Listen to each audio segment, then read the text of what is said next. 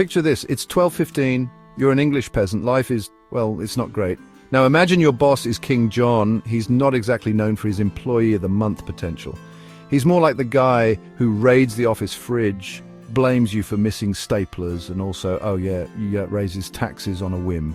John was infamous for being, let's say, financially creative. Imagine him losing a game of Monopoly and deciding the rules don't apply to him, except instead of Monopoly money, it's England's treasury, and instead of houses and hotels, it's actual castles and entire counties. The nobles, those guys with the fancy titles and even fancier hats, were pretty unhappy with John's antics. They were used to kings being a bit tyrannical, sure, but John took the bad cake. And let's not forget, John wasn't exactly winning popularity contests. He had this nasty habit of throwing lavish parties while everyone else was struggling to afford gruel. Not exactly a recipe for good PR. Now, the nobles weren't your average pitchfork-wielding mob.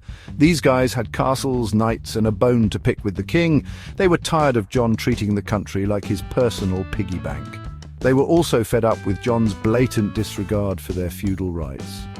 Imagine going to work one day and your boss says, "Your job description? Yeah, we're going to set that on fire." That was John, except instead of job descriptions, it was centuries of tradition and legal precedent. So what do you do when your king is acting like a spoiled brat with too much power?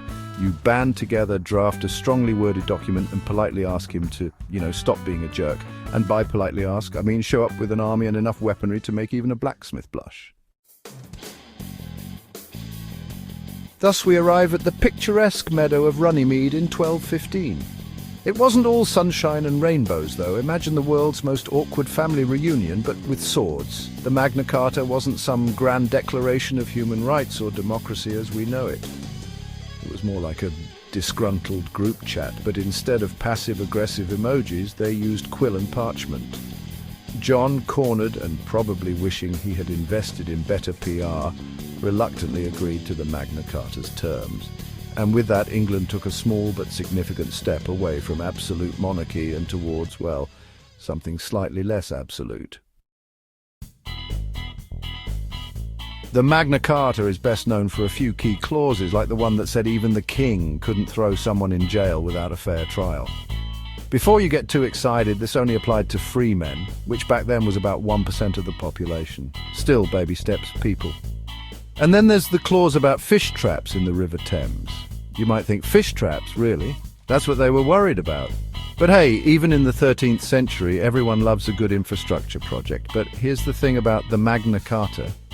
It was more of a starting point than a finished product. It's kind of like the first draft of a group project. It was messy, incomplete, but it laid the groundwork for something much bigger. The Magna Carta has inspired revolutionaries and reformers for centuries. It's a reminder that even kings aren't above the law, at least in theory. And it proves that sometimes all it takes to change the world is a group of people willing to stand up to power, even if they are wearing really silly hats.